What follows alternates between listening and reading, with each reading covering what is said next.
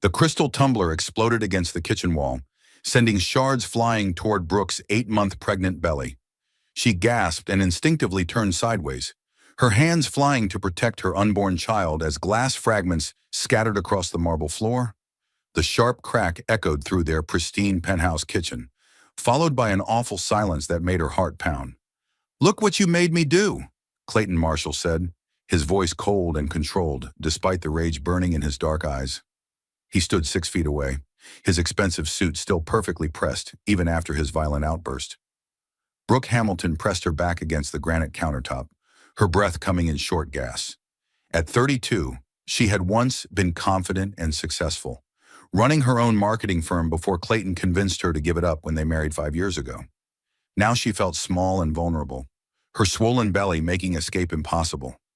"I didn't make you do anything," she whispered, then immediately regretted speaking.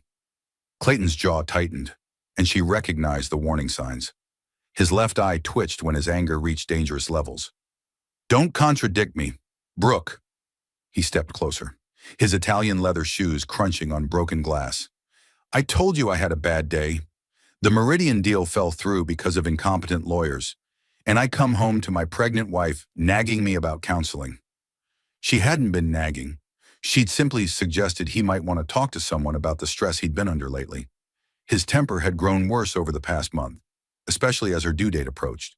But Clayton saw any suggestion as criticism, any concern as an attack on his authority. "I was just worried about you," Brooke said softly, her hand still protectively covering her belly. The baby was kicking now, probably startled by the loud crash. "You've been working such long hours, and the doctor said stress isn't good for—" "The doctor said stress isn't good for you," Clayton interrupted, his voice rising again. "Everything has to be about you and that baby, doesn't it? Do you have any idea what I'm dealing with at Marshall Industries? The board is breathing down my neck, our stock price is dropping, and instead of supporting me, you want me to waste time talking to some shrink about my feelings?" Brooke felt tears prick her eyes but fought them back. Crying would only make him angrier.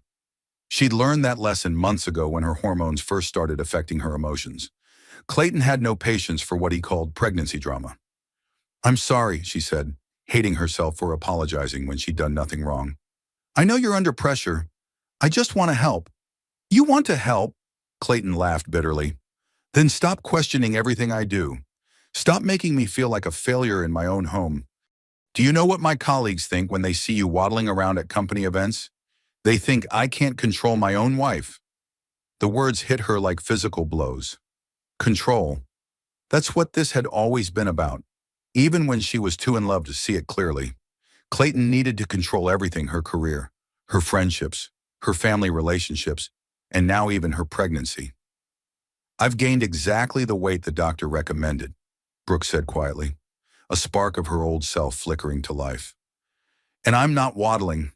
I'm 8 months pregnant with your child." Clayton's face darkened. "My child, exactly. Which means you need to start thinking about what's best for this family instead of undermining me at every turn." He moved closer, and Brooke could smell the whiskey on his breath. He'd been drinking more lately, though he was careful never to appear intoxicated in public. His image as a successful CEO was everything to him.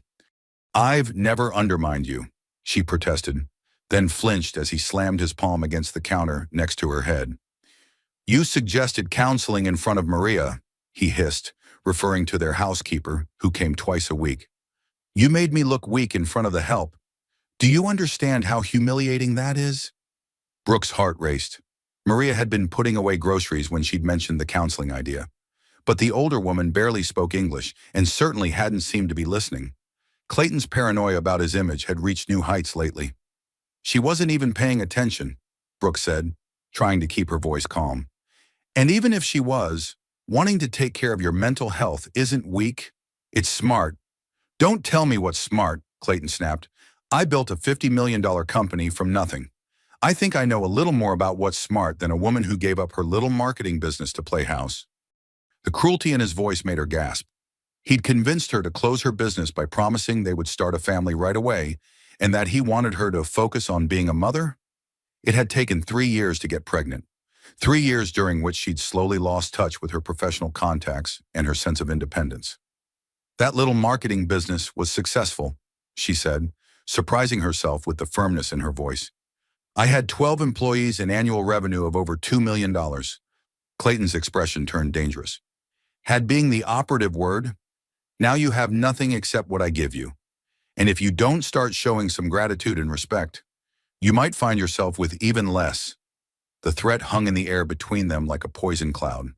Brooke felt the baby kick hard against her ribs, as if responding to her elevated stress levels. She needed to calm down, needed to diffuse this situation before it escalated further. Clayton, please, she said, placing both hands on her belly. The baby can sense when I'm upset. Can we just... The baby, the baby, the baby, he exploded, his face flushing red. I'm so sick of hearing about that baby. My entire life has been turned upside down because of your pregnancy. I can't travel when I need to. I can't entertain clients at home anymore. And I have to listen to you complain about every little ache and pain. I don't complain, Brooke said, her own anger finally breaking through her fear. I've barely said anything about being uncomfortable. Even though my back hurts constantly and I can't sleep. I've gone to every company event you've asked me to attend, even when I was so nauseous I could barely stand.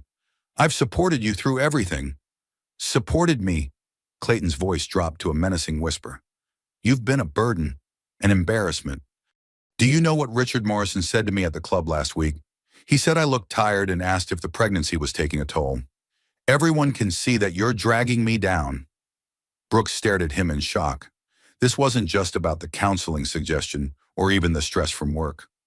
This was about something much deeper, something that had been growing inside him for months. Are you saying you regret getting me pregnant?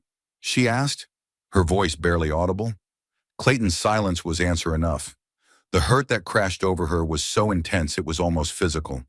She'd wanted this baby so desperately, had endured fertility treatments and disappointments for years, and he regretted it. I see, she said, straightening her shoulders despite the weight of her pregnancy. So what do you want me to do? Clayton, I can't exactly unpregnant myself. You could start by remembering who's in charge here, he said through gritted teeth.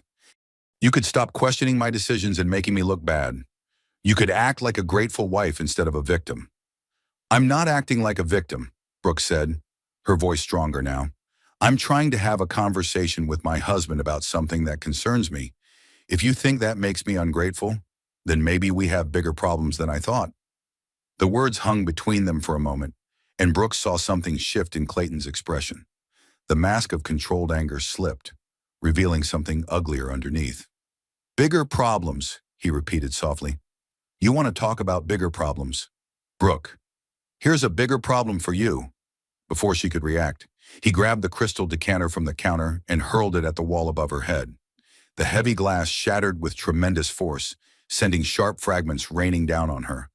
Brooke screamed and dropped to her knees, covering her head with her arms as glass cut into her face and arms. A large shard sliced across her left cheek, and she felt warm blood trickling down her neck. Clayton, she gasped, looking up at him in horror. The baby, for a moment, he stared down at her with an expression she'd never seen before, cold, calculating, and completely without remorse. Then, as if a switch had been flipped, his face crumpled with what looked like genuine shock. Oh God, he whispered, dropping to his knees beside her. Brooke, I'm sorry. I didn't mean are you hurt? Is the baby okay? But Brooke was already crawling away from him, glass crunching under her knees as she tried to reach her phone on the far counter. Blood dripped from the cut on her face, and she could feel smaller wounds on her arms where the glass had found its mark. Don't touch me, she said when Clayton reached for her. Don't you dare touch me. Brooke, please, he said, his voice now full of the charm that had once won her heart. I lost my temper. You know how much pressure I'm under. I would never hurt you or the baby on purpose. She managed to grab her phone with shaking hands, her back pressed against the kitchen island. Clayton knelt a few feet away, his expensive suit now wrinkled, his hair disheveled. He looked like the successful businessman he was, not like someone who had just committed an act of violence against his pregnant wife. I need to call someone, Brooke said, blood from her cheek dripping onto her phone screen. Call Dr. Chambers, Clayton said quickly. We'll go to the hospital and make sure everything is okay. I'll tell them you fell. We don't need to. No? Brooke's voice was surprisingly strong. I'm calling my brother. Clayton's face went pale. Brooke, think about what you're doing. Vernon is a trauma surgeon. He'll overreact to a few small cuts. This is between us. We can handle this privately. But Brooke was already dialing. Vernon Hamilton had always been protective of her, ever since they were children and their father died in a car accident. He'd warned her about Clayton's controlling tendencies when they first started dating, though she'd been too in love to listen. Now, as she listened to the phone ring, she realized that her 8-month pregnant belly had probably saved her life. If she hadn't turned to protect the baby, the crystal decanter would have hit her directly in the face. Vernon, she said when he answered, her voice barely a whisper. He hurt me. Vernon. The baby. Doctor. Vernon Hamilton was reviewing surgery notes in the trauma bay when his phone rang. He almost didn't answer. He was covering the emergency department tonight and couldn't afford distractions. But when he saw Brooke's name on the screen, some instinct made him pick up. Vernon. Her voice was so quiet he could barely hear her. He hurt me. Vernon. The baby. The medical chart dropped from his hands. Brooke, what happened? Where are you? Home, she whispered, and he could hear the pain in her voice. Glass everywhere. I'm bleeding. Vernon was already grabbing his keys, heading for the exit. At 38, he'd seen enough trauma to know when someone was in real danger. His sister's voice carried the shock and fear of a victim, not someone who'd had a simple accident. Are you having contractions? He asked, switching to doctor mode while his heart raced with sibling panic. Any abdominal pain? Dizziness? I don't think so, Brooke said. But there's blood on my face, and I can feel cuts on my arms. Clayton threw something, and it shattered. Clayton threw something. Vernon's jaw tightened as he jogged toward his car in the hospital parking garage. He'd never liked his brother-in-law, had always sensed something predatory beneath the charm and success. But Brooke had been so happy when they married, so proud to be the wife of an important businessman. I'm coming right now, he said, starting his car with one hand while keeping the phone pressed to his ear. It's going to take me 15 minutes to get there. I need you to listen carefully. Okay? Okay, Brooke whispered. First, check if you're bleeding anywhere on your belly or having any pain in your abdomen. Even small amounts of blood could indicate placental problems at 8 months pregnant. He heard her moving around, probably checking herself. No blood on my stomach, she reported. The cuts are on my face and arms. Good. Now, are you having any contractions? Even mild cramping could be a sign that the shock triggered early labor. I don't think so, she said. The baby's moving a lot, kicking more than usual. That's actually good news. Active fetal movement is a positive sign. Vernon maneuvered through downtown traffic, using his medical credentials to justify running a red light. Where is Clayton now? There was a pause. Right here. He's trying to apologize? Put me on speaker, Vernon said firmly. I want to hear exactly what happened. Vernon, I don't think... Brooke, put me on speaker now. He heard the phone beep, then Clayton's voice, smooth and controlled despite the circumstances. Vernon, hello. There's been a small accident. Nothing serious, but Brooke is a bit shaken up. A small accident? Vernon's voice could have cut glass. You threw something at my 8-month pregnant sister hard enough to shatter and cut her face? That's not an accident. Clayton, that's assault. You don't understand the situation, Clayton said, his tone growing defensive. Brooke startled me while I was holding a glass. It slipped from my hands and broke against the wall. She was unfortunately standing too close. Even through the phone, Vernon could hear the lies. He'd listened to enough abusers explain away their violence to recognize the pattern, minimize the action, blame the victim, make it sound accidental. Brooke, he said, tell me exactly what happened, in your own words. Vernon, maybe we should discuss this later, Clayton interrupted. Brooke needs medical attention, not an interrogation. I'm the doctor here, Vernon snapped. And right now I need to assess whether my sister and her baby are in immediate danger. Brooke, talk to me. Brooke's voice was shaky but clear. We were arguing about counseling. I suggested he might want to talk to someone about his stress levels. He got angry and threw his whiskey glass at the wall, Then grabbed the crystal decanter and threw that too. I turned to protect my belly and glass cut my face and arms. Vernon felt cold rage washing over him. This wasn't an accident or a moment of clumsiness. This was deliberate violence against a pregnant woman. "Has this happened before?" he asked, though he already suspected the answer. "Vernon, this is hardly the time for family therapy," Clayton said before Brooke could respond. "We should be focusing on getting her medical care. I'll decide what she needs," Vernon said. "Brooke, has he hurt you before?"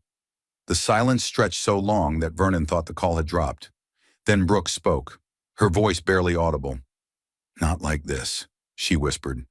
"Never with glass or anything that would leave marks." Vernon's hands tightened on the steering wheel. Not like this implied there had been other incidents. Other forms of violence that hadn't required medical attention. He thought about all the times Brooke had canceled family dinners at the last minute. All the bruises he'd noticed that she'd explained away as pregnancy clumsiness. "I'm 2 minutes away," he said. "Brooke, I want you to gather anything you might need for a hospital stay, your insurance cards, some comfortable clothes, your phone charger.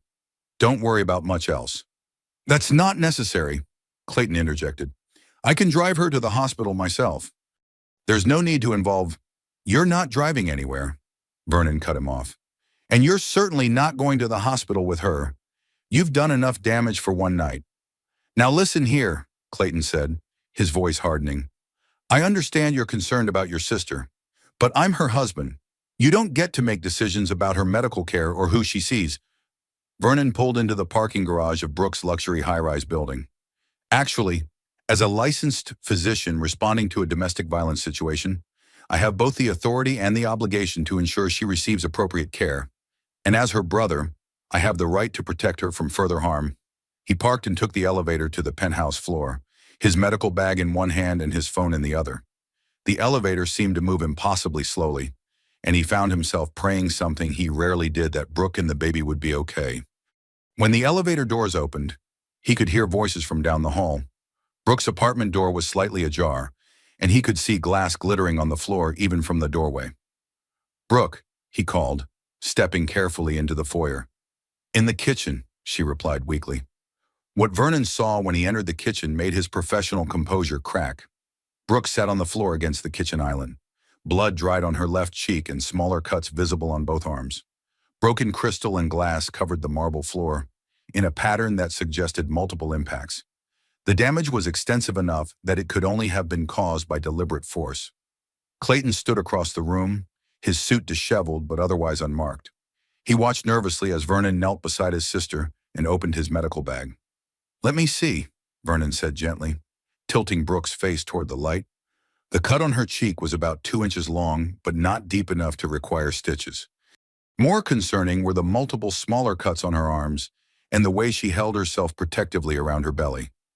"Any abdominal pain at all?" he asked, checking her pulse. "No, just the baby moving a lot," Brooke said. "But Vernon, I'm scared. What if something's wrong that we can't see?" "We're going to find out," he assured her, pulling out his phone to call for an ambulance. "I want you transported properly, with monitors for both you and the baby." "That's not necessary," Clayton said quickly. "I can drive her to the hospital. There's no need for an ambulance and all the attention that brings." Vernon looked up at his brother-in-law with undisguised contempt. "Attention? You mean the kind of attention that comes when medical professionals document domestic violence, the kind that leaves a paper trail?" "I resent the implication," Clayton said, his voice cold. "This was an accident, and I don't appreciate you turning it into something sinister." "The evidence speaks for itself," Vernon replied, taking photos of Brooke's injuries with his phone. "These injury patterns are consistent with flying glass from a high-velocity impact. The distribution suggests multiple objects were thrown with significant force."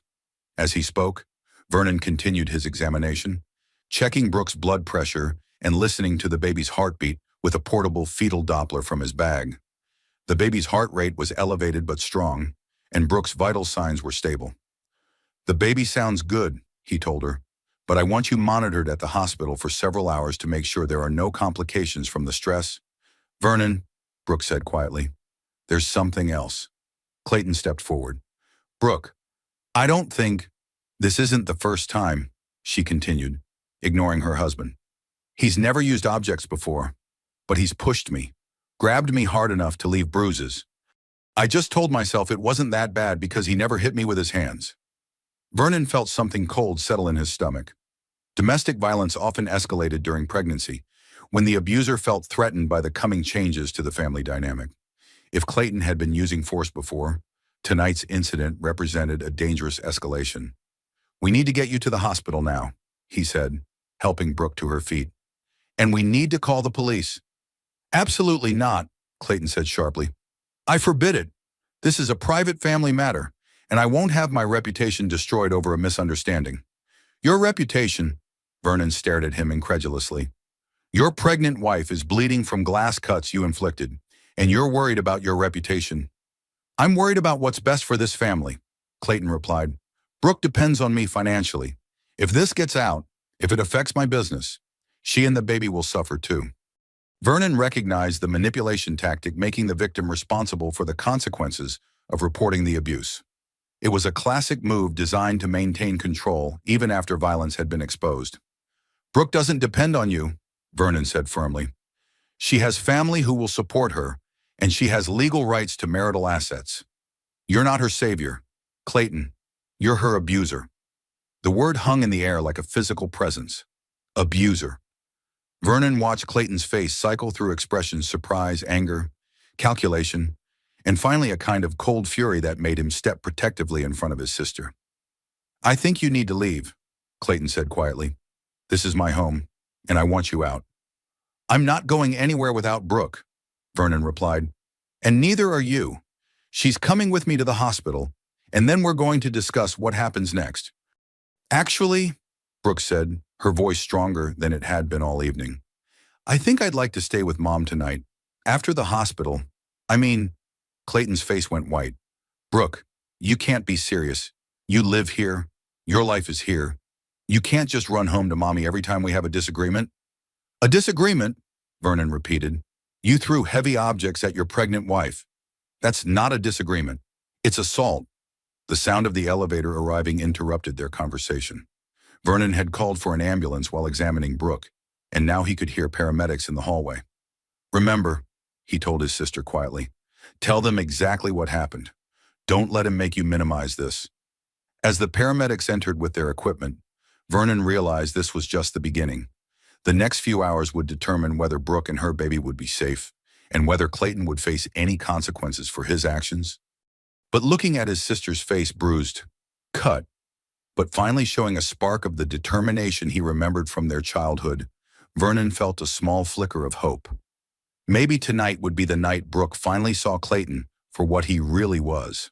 The paramedics began their assessment, and Vernon stepped back to let them work. But he kept his eyes on Clayton, watching for any sign that he might try to control the narrative or manipulate the situation further. This was far from over. The ambulance ride to Metropolitan General Hospital felt endless, despite taking only 8 minutes. Vernon sat beside the stretcher holding Brooke's hand, while the paramedic monitored both her vital signs and the baby's heartbeat through a portable fetal monitor. "Blood pressure is elevated but stable," the paramedic reported. "Fetal heart rate is 160, which is higher than normal but not immediately dangerous." Vernon nodded, his own heart racing as he watched the readouts. At 8 months pregnant, any stress on Brooke's system could trigger complications. The cuts on her face and arms were relatively minor, but the psychological trauma of being attacked by her husband could have serious medical consequences. "Any contractions?" Vernon asked his sister for the third time. "I don't think so," Brooke replied, but her voice was uncertain. "I feel some tightness in my belly, but it might just be the baby moving." The ambulance pulled into the hospital emergency bay, and Vernon felt a mix of relief and dread. Relief that they were getting Brooke proper medical care, and dread about what they might find once she was thoroughly examined. Dr. Sarah Chen, the emergency department attending, met them at the ambulance doors. Vernon had worked with her many times and trusted her clinical judgment completely. "What do we have?" Dr. Chen asked as they transferred Brooke to a hospital gurney. 32-year-old female, 36 weeks pregnant, facial and arm lacerations from flying glass. Vernon reported, automatically shifting into professional mode. "Domestic violence situation, blood pressure elevated, fetal heart rate tachycardic but stable." Dr. Chen's expression hardened slightly at the words, domestic violence. She'd seen too many cases like this, and Vernon knew she would be thorough in her examination and documentation. Let's get her to Trauma Bay 3, Dr. Chen said. I want continuous fetal monitoring and a full OB consult. Have Dr. Chambers paged immediately. As they wheeled Brooke through the emergency department, Vernon noticed Clayton entering through the main doors. He'd driven himself to the hospital and was now striding toward them with the kind of confident authority he used in business meetings. Excuse me, Clayton said to Dr. Chen. I'm Clayton Marshall, Brooke's husband. I need to know what's happening with my wife and baby. Dr. Chen looked at Vernon, who shook his head slightly. Mr. Marshall, I'm Dr. Chen. Right now we're taking your wife for examination. You can wait in the family area, and we'll update you when we have more information. I want to be with her, Clayton insisted. I have the right to be involved in her medical care.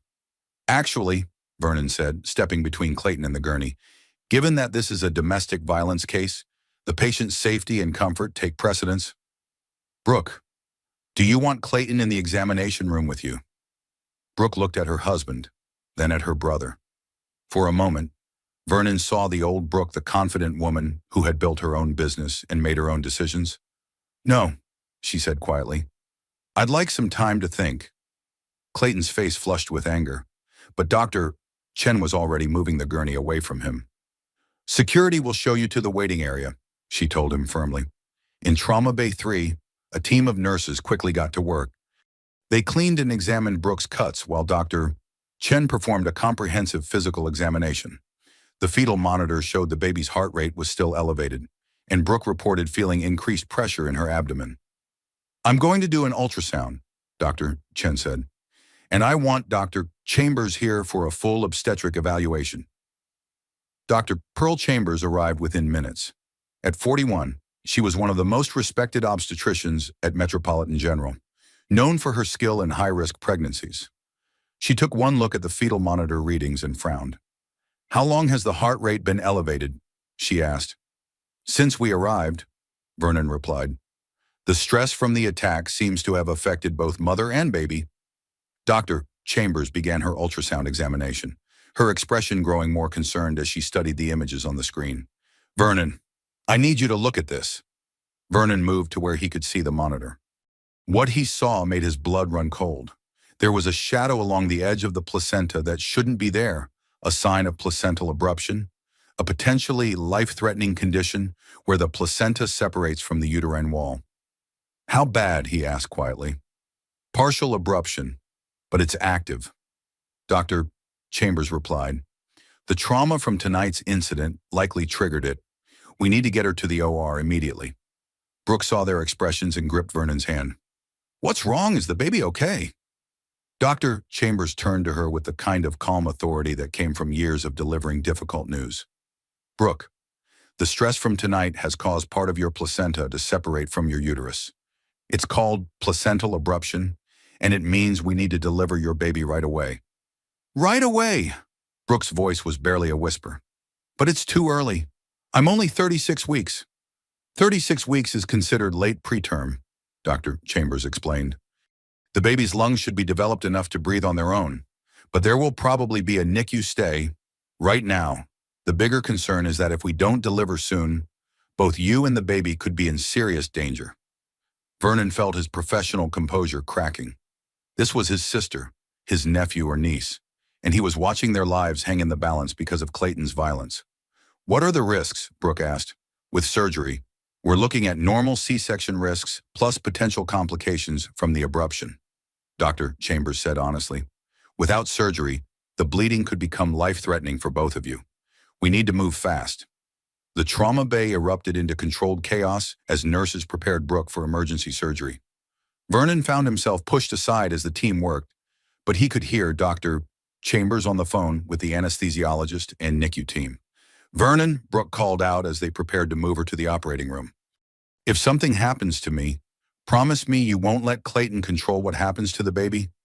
Nothing's going to happen to you, Vernon said firmly, but he could see the fear in her eyes. But I promise, I'll protect both of you. As they wheeled Brooke toward the elevator, Vernon caught sight of Clayton in the waiting area. He was pacing and talking on his phone, probably making business calls even as his wife faced emergency surgery. The image filled Vernon with a rage so pure it was almost blinding. "Dr. Hamilton," Dr. Chambers said, approaching him as the elevator doors closed. "I know this is your sister, but I need you to understand the gravity of the situation. Placental abruption at this stage has about a 15% chance of serious maternal complications and a 20% chance of fetal distress requiring intensive intervention." Vernon nodded, his throat too tight to speak. As a trauma surgeon, he understood the statistics. As a brother, they were meaningless numbers that couldn't capture his terror at possibly losing Brooke and her baby. "She's strong and healthy otherwise," Dr. Chambers continued. "That works in her favor, but I want you to be prepared for any outcome." 20 minutes later, Vernon sat in the surgical waiting area, still wearing his scrubs from his own shift that had ended hours ago. Clayton had stopped pacing and now sat rigidly in a chair across the room, his phone finally silent. "How long do these things usually take?" Clayton asked, his voice carefully controlled. "Depends on complications," Vernon replied without looking at him. "Could be 30 minutes, could be 2 hours." "This is all very dramatic," Clayton said, "but you're overreacting to what was essentially an accident. Brooke will recover, the baby will be fine, and we can put this whole misunderstanding behind us." Vernon turned to stare at his brother-in-law. "Misunderstanding, Clayton. Your wife is in emergency surgery because of injuries you inflicted. This isn't going away." "I've spoken to my attorney," Clayton said. "Brooke was clearly distraught and confused when she spoke to you. Pregnancy hormones can cause women to misinterpret situations, and trauma can alter memory. No one will believe she was deliberately attacked." The casual way he discussed manipulating the situation made Vernon's hands clench into fists. "Are you seriously planning to gaslight a woman who's fighting for her life right now?" "I'm planning to protect my family," Clayton replied, "which includes protecting Brooke from making accusations she'll regret when she's thinking more clearly." Before Vernon could respond, Dr. Chambers emerged from the surgical suite, still in her surgical gown. Her expression was cautiously relieved. "The baby is stable," she announced. "A girl, 5 pounds 3 ounces, breathing on her own but headed to the NICU for observation. Brooke did well during surgery, but we discovered more internal bleeding than the ultrasound showed. She's stable now, but the next few hours will be critical." Vernon felt his knees go weak with relief and residual fear. "Can I see her?" "She's in recovery now. Give us about 30 minutes to get her settled, then you can visit briefly." "What about the baby?" Clayton asked. "When can I see my daughter?" Dr. Chambers looked between the two men, clearly sensing the tension. "The NICU has specific visiting policies. Immediate family can visit, but given the circumstances of the delivery, we'll need to discuss the arrangement with social services." Clayton's face darkened. "Social services? What do they have to do with anything? Domestic violence cases involving pregnant women automatically trigger certain protocols." Dr. Chambers explained. "It's hospital policy to ensure the safety of both mother and child." "This is ridiculous," Clayton said, standing abruptly. "I demand to speak to the hospital administrator. I won't be treated like a criminal because of wild accusations from a woman who's clearly not thinking straight." Vernon stood as well, his patience finally snapping. "Those wild accusations are documented medical evidence. Clayton, the injury patterns, the glass fragments, the witness statements, it all points to deliberate violence against a pregnant woman." "You have no proof of intentional harm," Clayton shot back. "And when Brooke recovers and remembers what really happened, this whole fantasy will collapse." "Mr. Marshall," Dr. Chambers interrupted, "I think it would be best if you spoke with our social worker before attempting to visit either your wife or daughter. There are procedures we need to follow." Clayton looked between them, his mask of civilized concern finally slipping to reveal the calculating predator beneath. "Fine," he said, "but this isn't over. I have rights, and I have resources. Don't think you can manipulate this situation without consequences." He stalked away toward the elevators, leaving Vernon and Dr. Chambers alone in the waiting area. "Is Brooke really stable?" Vernon asked quietly.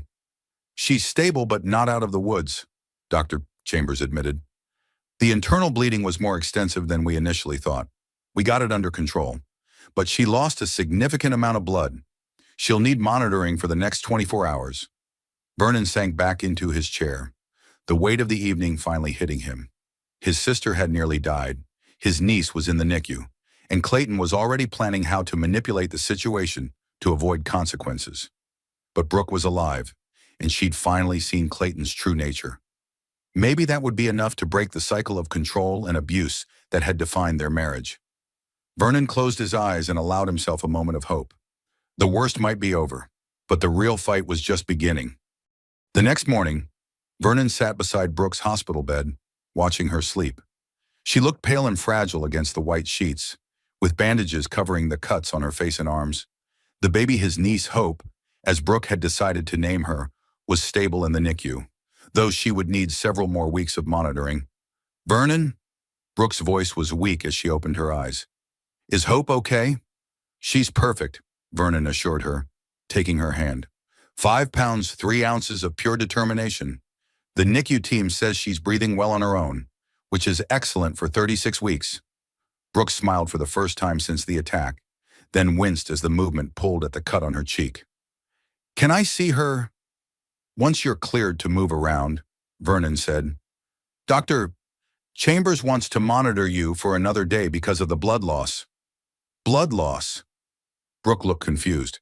"I thought the surgery went well." Vernon hesitated, then decided she deserved the truth. "You had more internal bleeding than we initially realized. The placental abruption was more severe than the ultrasound showed. You lost about 1 liter of blood during surgery." Brooke was quiet for a moment, absorbing this information. "Clayton's attack could have killed us both." "Yes," Vernon said simply. There was no point in sugarcoating the reality. "Where is he now?" "Downstairs talking to the social worker and hospital security. He's been demanding to see you and Hope, but hospital policy requires a safety evaluation first." Brooke closed her eyes. "He's going to be furious about the involvement of social services. He hates anything that might affect his public image." "His image should be the least of his concerns right now," Vernon said. "Brooke, I documented your injuries last night, and I've been in contact with Detective Gary Thornton from the Domestic Violence Unit. They want to interview you when you're feeling stronger." "Police!" Brooke's eyes snapped open. "Vernon, I'm not sure I'm ready for that." "You don't have to decide anything right now," Vernon said gently. "But I want you to understand your options. What Clayton did was assault, and in many states, domestic violence during pregnancy carries enhanced penalties." Before Brooke could respond, there was a knock at the door. Nurse Colleen Murphy, one of Vernon's colleagues from the trauma department, peered in. "Sorry to interrupt," Colleen said, "but there's been a situation downstairs. I thought Dr. Hamilton should know." Vernon stepped into the hallway with her. Colleen was 29 and had worked trauma nursing for 5 years. She'd seen enough domestic violence cases to recognize the warning signs. "What kind of situation?" Vernon asked. "Mr. Marshall tried to force his way into the NICU," Colleen reported. "Security had to remove him. He was demanding to see the baby and claiming that hospital staff were violating his parental rights." Vernon felt a chill. Attempting to bypass hospital security was escalation behavior, a sign that Clayton was losing control and becoming more desperate. "There's more," Colleen continued. "He cornered Maria Santos, the social worker, in the elevator and tried to intimidate her into changing her assessment. He told her that he had connections on the hospital board and could have her fired." "Did he threaten her directly?" "Not in so many words, but Maria was pretty shaken up. She's been doing this for 15 years and says she's never had a family member act so aggressively during an evaluation." Vernon rubbed his forehead, feeling a headache building. Clayton was showing all the classic signs of an abuser whose control was slipping, escalating demands, attempts at intimidation, threats against support systems. "Where is he now?" "Hospital security escorted him off the premises about an hour ago," Colleen said. "But Vernon, there's something else you should know.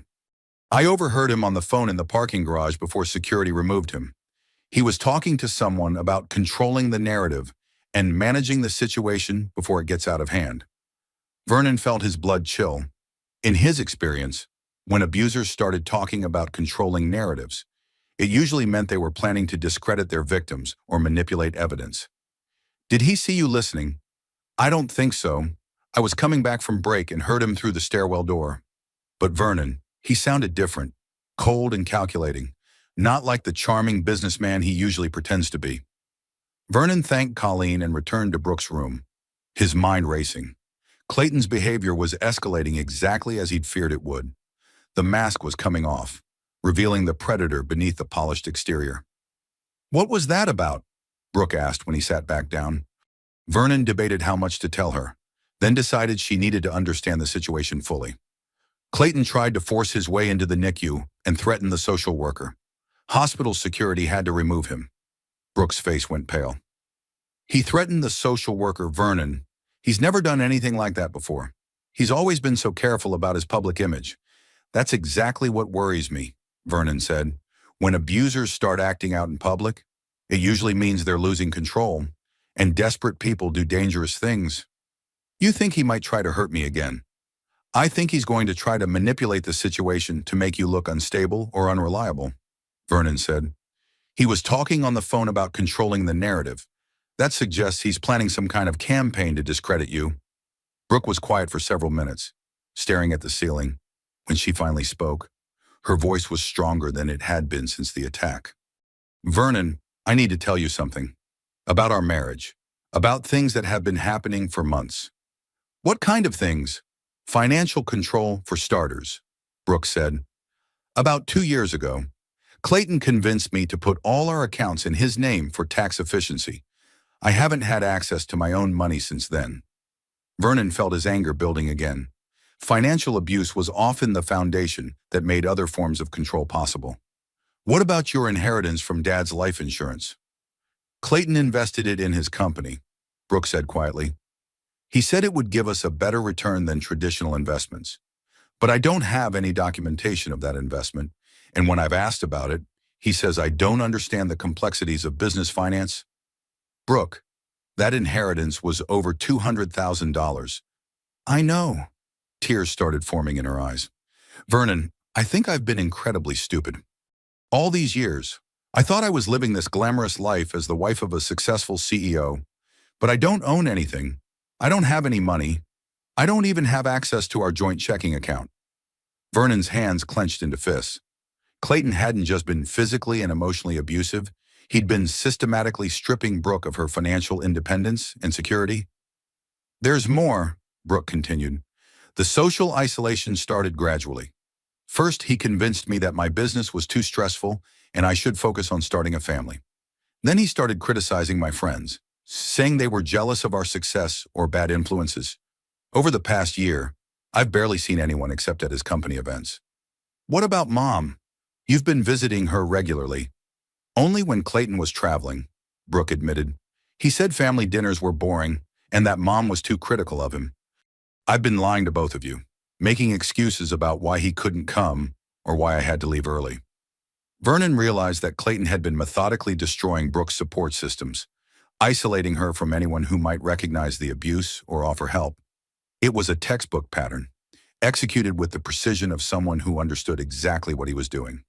Brooke, none of this is your fault, Vernon said firmly. Clayton is a practiced manipulator. He targeted you specifically because you're successful and independent. Those are threats to his need for control. But I let it happen, Brooke said, tears flowing freely now. I gave up my business, my friends, my financial independence. I turned myself into exactly the kind of victim he wanted. You trusted your husband, Vernon said. That's what marriage is supposed to be about. Clayton violated that trust systematically and deliberately. There was another knock at the door, and Detective Gary Thornton entered after being waved in by Vernon. At 52, Thornton was a veteran of the domestic violence unit with gray hair and kind eyes that had seen too much. Ms. Hamilton, he said gently, I'm Detective Thornton. I understand you've been through a traumatic experience, and I don't want to pressure you, but if you're willing to talk, I'd like to hear what happened last night. Brooke looked at Vernon, who nodded encouragingly. It's your choice, he said, but Detective Thornton specializes in domestic violence cases. He understands what you're going through. What happens if I tell you everything? Brooke asked the detective. That depends on what you tell me and what evidence we can gather, Thornton replied honestly. But I want you to understand that domestic violence during pregnancy is taken very seriously by the courts. If we can prove that Mr. Marshall's actions endangered you and your baby, he could face significant charges. And if I don't press charges, the district attorney's office can sometimes proceed without victim cooperation if the evidence is strong enough. Thornton explained, but cases are always stronger when the victim is willing to testify. Brooke was quiet for a long moment, then looked at Vernon. What do you think I should do? I think you should tell the truth, Vernon said. Not for revenge, but to protect yourself and hope. Clayton's behavior is escalating, and men like him don't stop on their own. Brooke nodded slowly. Okay, she said to Detective Thornton. What do you want to know? For the next hour, Brooke told her story not just about the previous night, but about the gradual escalation of control and abuse over their 5-year marriage. Thornton took detailed notes and asked careful questions, building a comprehensive picture of domestic violence that went far beyond a single violent incident. When they finished, Thornton closed his notebook and looked at Brooke with compassion. Miss Hamilton, I want you to know that you've been very brave today. Speaking up about abuse is never easy, especially when the abuser has significant social and financial power. What happens now? Brooke asked. I'll be filing charges for domestic violence and assault, Thornton said. Given that you were pregnant at the time of the attack and required emergency surgery, the charges will likely include aggravated assault. Mr. Marshall will be arrested within the next few hours. As Detective Thornton left, Vernon felt a mixture of relief and apprehension. Clayton would face legal consequences for his actions, but men like him rarely accepted defeat quietly. The next few weeks would be crucial in determining whether Brooke and Hope would truly be safe. Vernon, Brooke said quietly, I'm scared about what happens next. We'll figure it out together, Vernon promised. You and Hope are going to be okay. I'll make sure of it. But even as he spoke the words, Vernon couldn't shake the feeling that Clayton wouldn't go down without a fight. And when cornered, dangerous men became even more dangerous.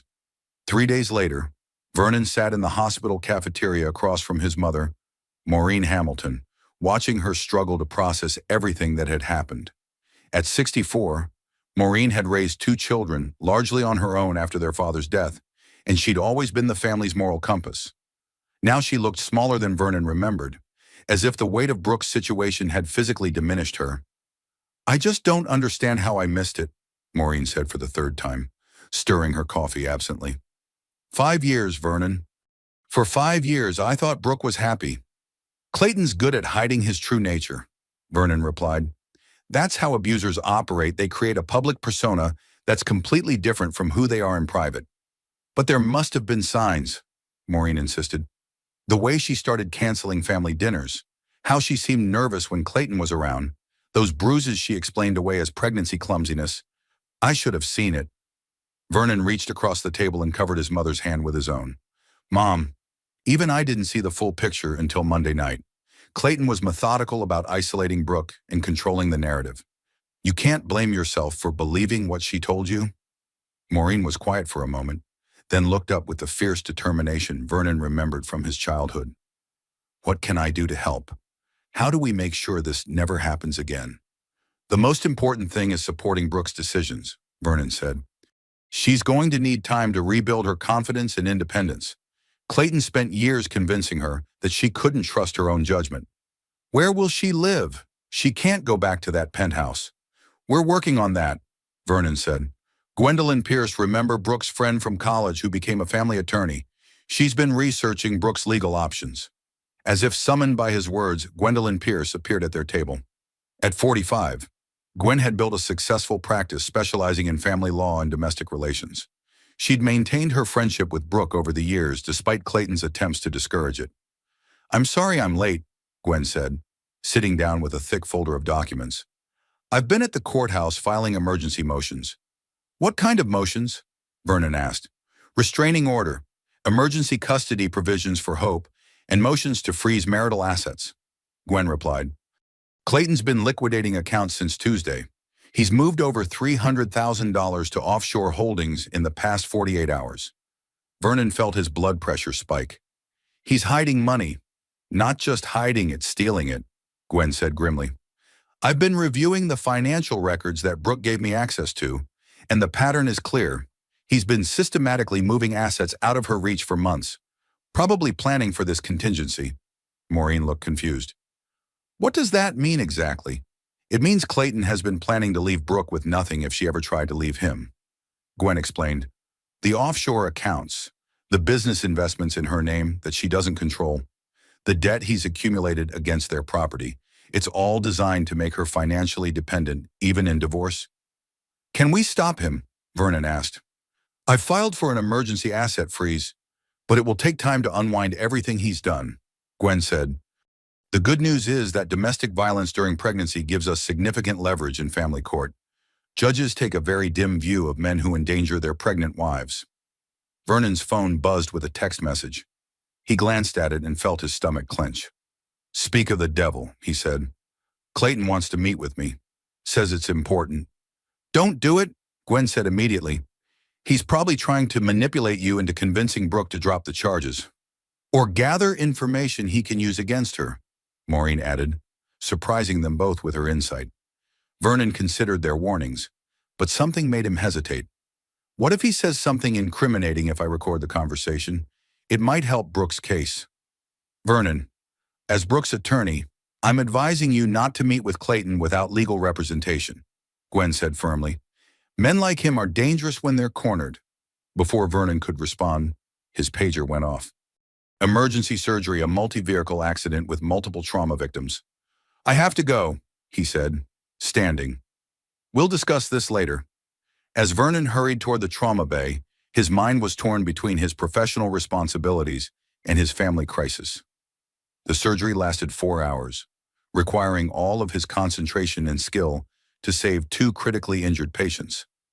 But even as he worked, part of his mind kept returning to Brooke and Hope. When he finally emerged from surgery, exhausted but successful, he found Nurse Colleen waiting for him with a concerned expression. Vernon, there's been a situation, she said. Clayton Marshall showed up here about an hour ago, demanding to see you. When security told him you were in surgery, he started making threats. What kind of threats? He said the hospital would regret protecting false accusations against him, Colleen reported. He also mentioned that he had friends on the board of directors and could make things difficult for staff who interfered in his family matters. Vernon felt a chill run down his spine. Clayton was escalating his intimidation tactics, moving beyond family members to threaten anyone who supported Brooke. There's more, Colleen continued. He tried to get information about Brooke's condition from the nurses' station. When they refused, he claimed he had a right to know about his wife's medical status. Nurse Jenkins finally had to call security to remove him. Where is he now? Gone, but not quietly. He told security that this wasn't over and that people would face consequences for their actions. Vernon realized that Clayton was systematically trying to isolate Brooke by intimidating her support system. It was a calculated campaign designed to make everyone afraid to help her. His phone rang. It was Gwen. Vernon, we have a problem, she said without preamble. Clayton's filed countermotions claiming that Brooke is mentally unstable due to postpartum depression and pregnancy hormones. He's requesting emergency custody of Hope and asking for a psychiatric evaluation of Brooke. On what grounds? He's claiming that her accusations against him are delusional and that she's a danger to herself and the baby, Gwen explained. He's also filed a motion to have you removed as Brooke's medical decision-maker, claiming family bias. Vernon felt the walls closing in. Clayton was using the legal system to continue his abuse, weaponizing Brooke's vulnerability and their family relationships against them. What's our timeline? Vernon asked. Emergency hearing tomorrow morning, Gwen replied. The judge will decide on temporary custody and whether to order a psychiatric evaluation. Vernon, I need you to be very careful about what you say and do. Clayton's lawyers are going to portray you as an overzealous brother who's manipulating a vulnerable woman. After hanging up, Vernon made his way to Brooke's room. She was sitting up in bed, looking stronger physically but emotionally fragile. Hope's bassinet was beside the bed. The baby had been released from the NICU that morning and was now rooming with her mother. How are you feeling? Vernon asked, admiring his niece's tiny perfect features. Better physically, Brooke said, but terrified about tomorrow's hearing. Gwen explained what Clayton is trying to do. We're not going to let him take Hope, Vernon said firmly. The evidence of his violence is too strong. But what if the judge believes him? Brooke asked. Clayton can be very convincing, and I know how I must look emotional, dependent, making serious accusations against a successful businessman. Vernon sat down beside her bed. Brooke, you survived years of systematic abuse and still found the courage to protect your daughter. That's not the behavior of someone who's mentally unstable. Vernon, Brooke said quietly, there's something else I need to tell you about why I'm so scared of what Clayton might do. What is it? Brooke looked down at Hope, who was sleeping peacefully in her bassinet. About 6 months ago, Clayton started talking about what would happen if something happened to me during childbirth. He said he'd already made arrangements for Hope to be raised by his family if necessary. Vernon felt ice in his veins. What kind of arrangements? Legal documents giving his parents guardianship rights, Brooke said. He claimed it was just standard estate planning, but now I think he was preparing for the possibility that he might need to remove me from Hope's life. The implications hit Vernon like a physical blow. Clayton hadn't just been preparing to financially destroy Brooke. He'd been planning to take her child away if she ever tried to leave. Do you have copies of those documents? They're in the safe at the penthouse, Brooke said, along with our wills and insurance policies. Vernon, what if he's been planning this for months? What if attacking me was just the first step in a larger plan? Vernon realized that they'd been thinking too small. This wasn't just about domestic violence or even financial abuse. Clayton had been systematically preparing to destroy Brooke's life and take complete control of their child. We need to tell Gwen about this immediately, Vernon said, reaching for his phone. Vernon, Brooke said, stopping him. I'm scared about tomorrow. What if I lose hope? What if Clayton convinces the judge that I'm unfit? Vernon took his sister's hand, looking into eyes that reminded him of the little girl he'd protected after their father died. That's not going to happen, he said. I promise you, Brooke, whatever it takes, whatever I have to do, Clayton is not going to take hope away from you. But even as he made the promise, Vernon wondered if he'd be able to keep it. Clayton had money, lawyers, and a carefully constructed public image. All they had was the truth, and Vernon was beginning to understand that the truth wasn't always enough to protect the innocent. Tomorrow's hearing would determine not just custody of Hope, but whether justice was possible when the abuser had all the advantages of wealth and social standing. Vernon looked at his sleeping niece and made a silent vow. Whatever happened tomorrow, whatever it cost him personally or professionally, he would not let Clayton win. The emergency custody hearing was scheduled for 9 o'clock Friday morning in family court. Vernon arrived early to find Gwendolyn Pierce already there, surrounded by boxes of documents and looking like she'd been working all night. Please tell me you have good news, Vernon said, sitting beside her at the plaintiff's table. Mixed news, Gwen replied, not looking up from her notes. The good news is that Detective Thornton's report is very thorough, and the medical evidence clearly supports Brooke's account of the attack. The bad news is that Clayton has hired Morrison, Wells and Associates. Vernon recognized the name Morrison. Wells was one of the most expensive and ruthless family law firms in the city. They specialized in protecting wealthy clients in high-stakes divorce and custody battles. How bad is that for us? They're already playing dirty, Gwen said grimly. They've subpoenaed your medical records, claiming that your history of treating trauma victims has made you overly suspicious and prone to seeing abuse where none exists. That's ridiculous. It doesn't matter if it's ridiculous, it's their strategy. Gwen explained. They're going to portray you as an emotionally compromised brother who's manipulating his vulnerable sister. They've also hired a forensic accountant to claim that Brooke's accusations about financial abuse are motivated by greed. Before Vernon could respond, the courtroom doors opened and Clayton entered with his legal team. Vernon was struck by how different his brother-in-law looked. Gone was the disheveled, angry man from the hospital. Today, Clayton was immaculately groomed, wearing a perfectly tailored suit and an expression of wounded dignity. Behind Clayton came an older couple Vernon didn't recognize, well-dressed, conservative, with the kind of understated wealth that spoke of old money. The woman had Clayton's eyes and the same calculating expression. Clayton's parents, Gwen whispered, Margaret and Charles Marshall. They're here to testify about their son's character and their willingness to help raise Hope if Brooke is deemed unfit. Vernon felt his stomach clench. Clayton wasn't just fighting for custody, he was building a case to have Brooke declared an unfit mother so his family could take complete control of Hope. Judge Dorothy Fairfield entered the courtroom, and Vernon felt a small spark of hope. At 58, Judge Fairfield had a reputation for being tough but fair, especially in cases involving domestic violence. She'd been a prosecutor before becoming a judge and understood the dynamics of abuse. This is an emergency hearing regarding temporary custody of Hope Marshall. Born Monday night to Brooke Hamilton and Clayton Marshall, Judge Fairfield began. Mr. Morrison, you filed a motion for emergency custody. Please present your argument. Robert Morrison, Clayton's lead attorney, stood with the confidence of someone who'd won most of his cases through intimidation and superior resources. Your Honor, we're here today because of false and malicious accusations made by Mrs. Marshall against my client. These accusations appear to be the result of postpartum psychological distress combined with a family member's inappropriate influence.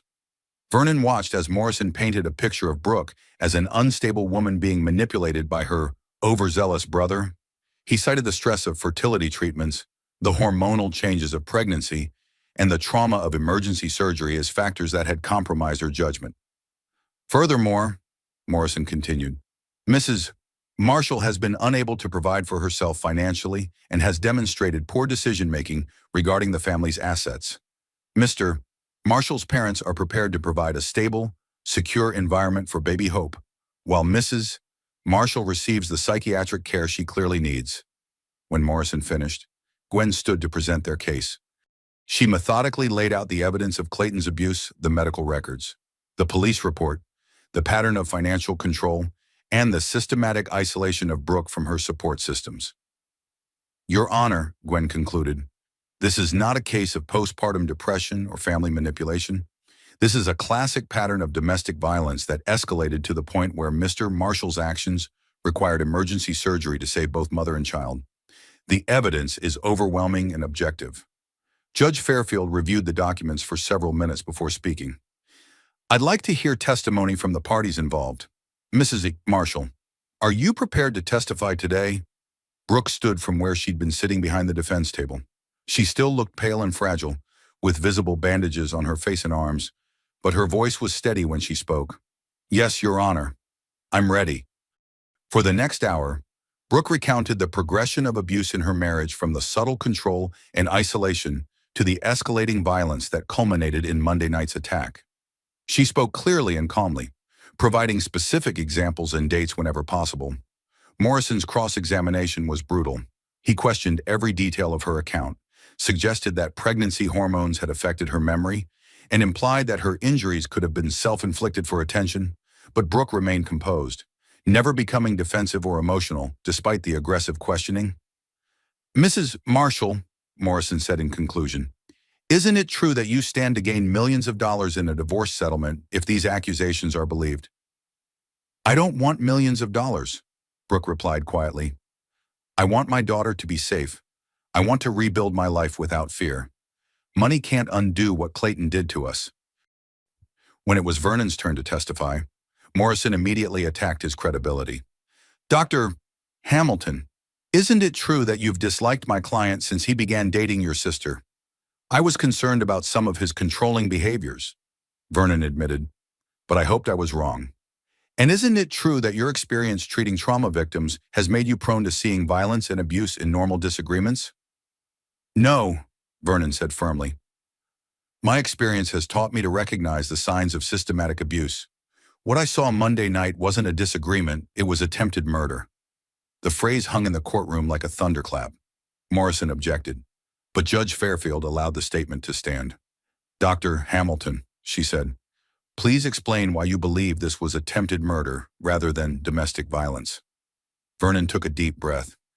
Your Honor, the glass fragments from the attack showed high-velocity impact patterns consistent with objects thrown with significant force. The placement of the injuries and the amount of broken glass suggested multiple impacts deliberately aimed at causing maximum damage. In my medical opinion, if Mrs. Marshall hadn't turned to protect her belly, the crystal decanter would have struck her directly in the head or face with potentially fatal results. Judge Fairfield made notes as Vernon spoke. When he finished, she called a recess to review all the evidence and testimony. During the break, Vernon noticed Clayton's parents approaching Gwen and Brooke. Margaret Marshall was a small, elegant woman with steel gray hair and cold eyes. "Mrs. Pierce," Margaret said in a cultured voice, "perhaps we could discuss a reasonable arrangement that would benefit everyone, especially little Hope." "What kind of arrangement?" Gwen asked suspiciously. "Clayton is obviously going through a difficult time," Margaret continued. "Perhaps if Brooke were willing to undergo voluntary psychological evaluation and treatment, we could arrange for supervised visitation while Hope stays with us temporarily." Vernon saw the trap immediately. They wanted Brooke to voluntarily surrender custody while submitting to psychological evaluation that they would use to declare her permanently unfit. "Mrs. Marshall," Brooke said quietly, "I appreciate your concern, but Hope belongs with her mother." Margaret's pleasant expression didn't change, but her voice turned icy. "My dear, you're clearly not thinking rationally. You've made serious accusations against our son that could destroy his career and reputation. Surely you can see that some sort of mental health intervention is necessary." "The only intervention that's necessary," Vernon said, standing between Margaret and his sister, "is protecting Hope from a family that enables and excuses violence."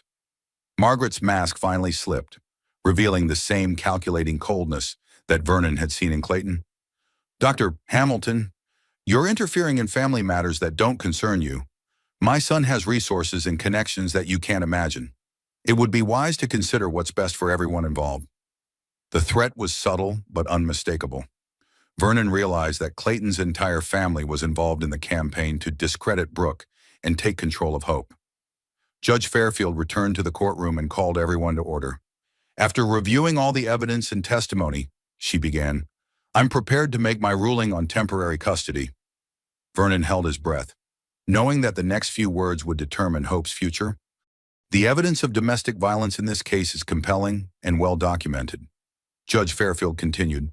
"Mr. Marshall's actions resulted in emergency surgery for his pregnant wife and could have been fatal for both mother and child. Under no circumstances will I award custody to someone who has demonstrated such dangerous behavior." Vernon felt relief flooding through him, but Judge Fairfield wasn't finished. "However, I am concerned about Mrs. Marshall's emotional state and support system. She's been through significant trauma and will need time to recover and establish independence." Vernon's relief turned to worry. Was the judge about to compromise, therefore? Judge Fairfield concluded, "Temporary custody of Hope Marshall will remain with her mother, Brooke Hamilton. However, Mrs. Hamilton will reside with a family member who can provide support and supervision. Dr. Vernon Hamilton, are you prepared to serve as temporary guardian and support person for your sister and niece?" "Yes, Your Honor," Vernon said immediately. "Mr. Marshall will have no contact with either Mrs. Hamilton or baby Hope pending the outcome of criminal proceedings. A restraining order will remain in effect, and any violation will result in immediate arrest." Clayton's face went white with rage, but his attorney quickly whispered something that made him stay seated. As they left the courtroom, Vernon felt cautiously optimistic. They'd won this battle, but the war was far from over. Clayton had resources, connections, and a family willing to support his campaign against Brooke. But for now, Hope was safe with her mother, and that was what mattered most. Outside the courthouse, Gwen gathered them together. "This is just the beginning," she warned. "Clayton's going to appeal, and he'll use every resource at his disposal to overturn this decision. We need to be prepared for a long fight." Vernon looked at his sister, who was holding Hope against her chest with fierce protectiveness. "Then we'll be ready," he said. "Whatever it takes." 2 weeks later, Vernon sat in the witness room of the county courthouse, reviewing his notes one final time before the criminal trial began. Clayton had been charged with domestic violence, aggravated assault, and endangering the welfare of a child. If convicted on all counts, he could face up to 10 years in prison. The prosecution had built their case around the medical evidence, police reports, and testimony from hospital staff who'd witnessed Clayton's behavior. But Vernon knew that his testimony would be crucial. He was both a medical expert and the primary witness to the aftermath of the attack. District Attorney Sarah Kim had been preparing him for the defense's strategy. "They're going to attack your objectivity," she'd warned. "Morrison will claim that you're too emotionally involved to provide reliable testimony, and that your bias against Clayton has colored your medical assessment The medical evidence speaks for itself, Vernon had replied. The injury patterns, the blood loss, the placental abruption, these are objective facts, not subjective interpretations. Facts can be twisted, D.A. Kim had cautioned.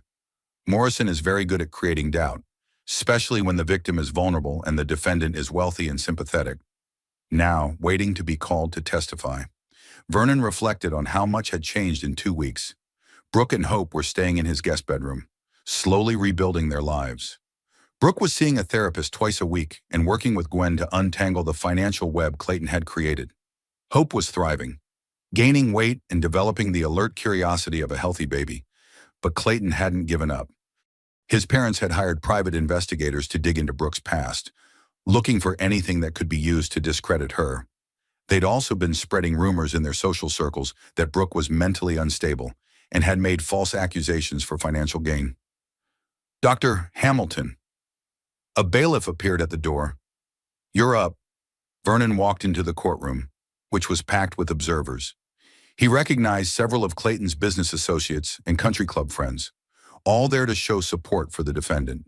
Clayton himself sat at the defense table, looking like the successful businessman. He was confident, well-dressed, and completely in control. Kim began with basic questions about Vernon's medical credentials and experience treating trauma victims. She established his expertise methodically, building the foundation for his more technical testimony. Dr. Hamilton, please describe Mrs. Hamilton's condition when you arrived at her apartment on the night of the attack. Vernon had rehearsed this testimony, but speaking the words aloud in front of Clayton still made his anger flare. My sister was sitting on the floor, bleeding from multiple cuts on her face and arms. There was broken glass scattered across a wide area, indicating multiple high-velocity impacts. Her injuries were consistent with flying glass fragments from objects thrown with significant force. Based on your medical examination, could these injuries have been accidental? No, Vernon said firmly. The pattern and severity of the glass distribution, combined with the injury locations, indicated deliberate violence. If someone had simply dropped or accidentally knocked over glassware, the damage would have been localized and the glass fragments would show different impact patterns. D.A. Kim moved to a chart displaying photos of the crime scene. Dr. Hamilton, can you explain what these photographs show about the force involved? Vernon stood and pointed to the evidence photos. The glass embedded in the kitchen wall shows impact velocities consistent with objects thrown with considerable force. The spray pattern indicates multiple impacts from different trajectories. This level of damage requires deliberate action, not accidental dropping. What was Mrs. Hamilton's medical condition when you examined her? She had multiple lacerations requiring treatment, elevated blood pressure indicating severe stress, and signs of early placental abruption, a potentially life-threatening pregnancy complication that can be triggered by trauma. Kim led Vernon through the timeline of events, from his arrival at the apartment through the emergency surgery. His testimony was clinical and precise, focusing on medical facts rather than emotional reactions. Dr. Hamilton, in your professional opinion, what would have happened if Mrs. Hamilton hadn't received immediate medical intervention? Both she and the baby could have died, Vernon said without hesitation. Placental abruption can cause fatal hemorrhaging in the mother and oxygen deprivation in the fetus. The delay of even 30 minutes could have been catastrophic. When D.A. Kim finished, Robert Morrison rose for cross-examination. Vernon had been dreading this moment. Morrison's reputation for destroying witnesses was well-deserved. Dr. Hamilton, Morrison began smoothly, you love your sister very much, don't you? Yes, I do. And you've been protective of her since childhood, particularly after your father's death when she was only 7 years old. Vernon saw the trap but had to answer honestly. Yes. So when she called you that night, crying and claiming she'd been hurt, your first instinct was to protect her rather than objectively assess the situation. My first instinct was to provide medical care, Vernon corrected, which I did, following standard protocols for trauma assessment. Morrison smiled slightly. Dr. Hamilton, isn't it true that you disliked Mr. Marshall from the beginning of his relationship with your sister? I had concerns about some of his behaviors, Vernon admitted. What kind of behaviors? Vernon chose his words carefully. He seemed to discourage Brooke's independence in professional relationships. He was often critical of her decisions and dismissive of her opinions. In other words, you thought he wasn't good enough for your sister. I thought he was controlling. And when she called you that night, reporting that her controlling husband had finally crossed the line into violence, that confirmed everything you'd suspected about him, didn't it? Vernon felt the questioning shifting into dangerous territory. What confirmed my concerns was the medical evidence, the injuries, the stress-induced complications, the need for emergency surgery. Morrison moved to attack Vernon's professional assessment. Dr. Hamilton, you specialize in trauma surgery. Correct. You see the worst injuries, the most violent crimes, the most severe accidents? That's correct. Doesn't that exposure make you more likely to interpret minor injuries as signs of serious violence? No, Vernon said firmly. It makes me better able to distinguish between accidental and intentional trauma patterns. But you're not a domestic violence expert, are you? You don't have specialized training in recognizing abuse patterns. I have extensive experience treating victims of domestic violence as part of my trauma practice. Morrison pulled out a thick file. Dr. Hamilton, I have here records of 17 cases in the past 3 years where you've reported suspected domestic violence to authorities. Isn't that an unusually high number? Vernon felt his heart sink. Morrison had done his research. I report suspected abuse when medical evidence supports that conclusion. 17 cases, Dr. Hamilton. And in how many of those cases were the suspected abusers actually convicted? Vernon knew where this was heading. Conviction rates don't determine the validity of medical assessments. Many factors affect prosecution outcomes. Please answer the question. How many convictions? 4, Vernon admitted quietly. 4 out of 17, Morrison repeated, letting the number hang in the courtroom. That's less than a 25% accuracy rate. Wouldn't you say? D.A. Kim objected, and Judge Fairfield sustained it. But the damage was done. Morrison had made Vernon look like someone who saw abuse everywhere, regardless of evidence. Dr. Hamilton, Morrison continued, on the night in question, did you take photographs of the crime scene before anything was disturbed? I took photos of my sister's injuries, but not the kitchen where the alleged attack occurred. Vernon realized his mistake. No, I was focused on providing medical care. So you have no photographic evidence of the glass distribution patterns you've described so confidently? The police documented the scene, but you didn't, did you? You immediately began moving your sister, disturbing potential evidence, because you assumed a crime had been committed? Vernon felt the walls closing in. Morrison was systematically dismantling his credibility, making it appear that his protective instincts had compromised his professional judgment. Dr. Hamilton, Morrison said, moving in for the kill. Isn't it possible that Mrs. Marshall, in her emotionally fragile state during late pregnancy, misinterpreted an accident as an attack, and that you, due to your pre-existing bias against Mr. Marshall and your tendency to see violence where none exists, supported her misinterpretation? No, Vernon said, but he could hear the uncertainty in his own voice. Morrison had shaken his confidence in his own perceptions. Isn't it possible that Mr. Marshall, stressed from business pressures and concerned about his pregnant wife's emotional state, accidentally knocked over glassware during an argument, and that the resulting injuries were truly accidental? Vernon looked across the courtroom at Clayton, who was watching with an expression of wounded dignity. For just a moment, Vernon wondered if Morrison might be right. Had his protective instincts and dislike of Clayton colored his interpretation of the evidence? Then he saw Brooke in the gallery, holding Hope protectively, and remembered the terror in her voice when she called him.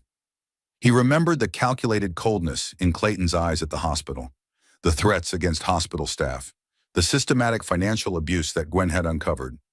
No, Vernon said, his voice stronger now. The medical evidence is clear. Mrs. Hamilton was the victim of deliberate violence that endangered both her life and her baby's life.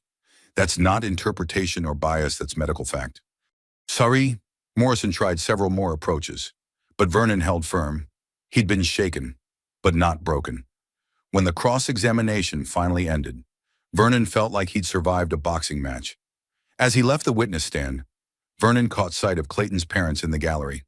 Margaret Marshall was taking notes, probably planning their next attack on Brooke's credibility. This trial was just one front in a larger war. During the lunch recess, D.A. Kim found Vernon in the hallway. "You did well," she said. "Morrison scored some points, but you recovered. The jury saw that you are committed to the truth, not just protecting your sister." "Did I hurt Brooks' case?" "Morrison was always going to attack your credibility. It's his only real defense strategy. But the medical evidence is strong, and your testimony supported it. We'll see how the jury responds." That afternoon, Brooke took the stand. Vernon watched from the gallery as his sister recounted the progression of abuse in her marriage, the financial control, the isolation, and finally the violent attack that had nearly killed her and Hope. Morrison's cross-examination of Brooke was even more brutal than his questioning of Vernon. He suggested she was lying for financial gain, that postpartum depression had affected her judgment, that her accusations were motivated by a desire for revenge against a successful husband. But Brooke remained calm and consistent, never becoming defensive or emotional despite the aggressive questioning. When Morrison finished, she looked directly at the jury. "I know how this must look," she said quietly. "A wife accusing her wealthy husband, a woman with no money or power fighting against someone with every advantage. But I'm not here for revenge or money. I'm here because my daughter deserves to grow up in a world where violence has consequences, where the truth matters more than wealth or status." As the trial continued over the next 3 days, Vernon watched the jury's faces, trying to gauge their reaction. Some seemed sympathetic to Brooke. Others appeared skeptical. The case could go either way. On Friday afternoon, the jury began deliberations. Vernon, Brooke, and Gwen waited in a nearby conference room, tension filling the air like electricity before a storm. "Whatever happens," Brooke said, bouncing Hope gently, "we've told the truth. We've done everything we could." Vernon nodded, but privately he was terrified. If Clayton was acquitted, it would embolden him to continue his campaign against Brooke. And with his resources and connections, he might eventually succeed in taking Hope away. After 4 hours of deliberation, the jury returned with their verdict. Vernon held his breath as the foreman stood to speak. "On the charge of domestic violence, we find the defendant guilty." Vernon felt relief flood through him, but the foreman wasn't finished. "On the charge of aggravated assault, we find the defendant guilty. On the charge of endangering the welfare of a child, we find the defendant guilty." Guilty on all counts. Vernon looked across the courtroom and saw Clayton's face go white with shock and rage. For the first time since this began, the mask of civilized control completely slipped away, revealing the dangerous predator underneath. As the judge scheduled sentencing for the following week, Vernon realized that while they'd won this battle, the war was far from over. Men like Clayton didn't accept defeat gracefully, and his family had resources that could keep this fight going for years. But for now, justice had been served. Clayton would face prison time, and Hope would grow up knowing that her mother had been brave enough to fight for the truth. It was a beginning, not an ending, but sometimes a beginning was enough. The sentencing hearing was scheduled for the following Tuesday, but by Monday morning, Clayton's world had already begun to collapse in ways that went far beyond the criminal conviction. Vernon first learned about it when his phone rang at 6 a.m. It was Gwen, calling from her office where she'd been working through the night. "Have you seen the morning news?" she asked without preamble. "I just got up," Vernon replied, stumbling toward his coffee maker while trying to keep his voice down. Brooke and Hope were still sleeping in the guest room. "Turn on Channel 7. The story broke about 2 hours ago." Vernon grabbed the remote and found the local news channel. A well-groomed reporter was standing outside the gleaming headquarters of Marshall Industries, speaking earnestly into the camera. "The board of directors announced late last night that CEO Clayton Marshall has been terminated effective immediately following his conviction on domestic violence charges. The company's stock price has already dropped 12% in pre-market trading as investors react to the scandal." Vernon felt a grim satisfaction as he watched the story unfold. The reporter interviewed several business analysts who explained that Marshall Industries' reputation had been severely damaged by the highly publicized trial. Major clients were reportedly reconsidering their contracts, and the company's board had moved quickly to distance themselves from Clayton. "This is just the beginning," Gwen said over the phone. "I've been getting calls all morning from reporters wanting to interview Brooke. The story is going national." Vernon's satisfaction quickly turned to concern. Media attention could be a double-edged sword. It might help establish the truth about Clayton's abuse, but it could also expose Brooke and Hope to unwanted scrutiny and potential danger. What kind of interview requests? Everything from local news to national magazines, Gwen replied. There's apparently significant interest in the story of a wealthy CEO being held accountable for domestic violence. It's not something that happens very often. Vernon thought about the implications. Clayton had built his identity around being a successful businessman and community leader. Having that image destroyed publicly would be devastating to someone with his psychological profile. Gwen, I'm worried about how Clayton will react to this level of public humiliation. Men like him can become dangerous when they lose everything. I've already thought of that, Gwen said. I'm filing for an extension of the restraining order and requesting additional security measures. Clayton's facing prison time and complete social destruction that makes him unpredictable. After hanging up, Vernon made breakfast and waited for Brooke to wake up. When she emerged from the guest room carrying Hope, she looked more rested than she had in weeks. The trial had been emotionally exhausting, but the guilty verdict seemed to have lifted a weight from her shoulders. Good morning, she said, settling Hope into her high chair. Any news on sentencing? Vernon hesitated, then decided she needed to know about the media coverage. He showed her the news reports, watching her face as she absorbed the magnitude of the story. My God, Brooke said quietly, this is everywhere. The business community is treating it as a major scandal, Vernon explained. Domestic violence by a CEO is apparently rare enough to be newsworthy, especially when it involves attempted murder of a pregnant wife. Brooke was quiet for several minutes, feeding Hope while processing the information. Vernon, I know I should feel vindicated, but I'm actually scared. Clayton's lost everything now, his job, his reputation, his social standing. What if he decides he has nothing left to lose? Vernon had been thinking the same thing. Gwen's working on additional protection, and he's facing sentencing tomorrow. He might be in jail soon. Might be, Brooke repeated. But what if he gets a light sentence? What if his lawyers find a way to keep him out of prison? Before Vernon could answer, his phone rang again. This time it was Detective Thornton. Dr. Hamilton, we have a situation, Thornton said. Clayton Marshall violated his restraining order about an hour ago. He was spotted outside your apartment building by a neighbor who recognized him from the news coverage. Vernon felt ice in his veins. Is he still there? No, he fled when patrol cars arrived. But Dr. Hamilton, he left something behind that I think you should know about. Tonar, what kind of something? Photos of your sister and the baby. Recent photos, taken with a telephoto lens. He's been surveilling your apartment. Vernon's blood pressure spiked. Clayton had been stalking them, watching their movements, gathering information. Any idea how long he's been doing this? Based on the photo timestamps, at least a week, Thornton replied. Dr. Hamilton, I need you to be very careful. Men who engage in surveillance behavior often escalate to more direct action.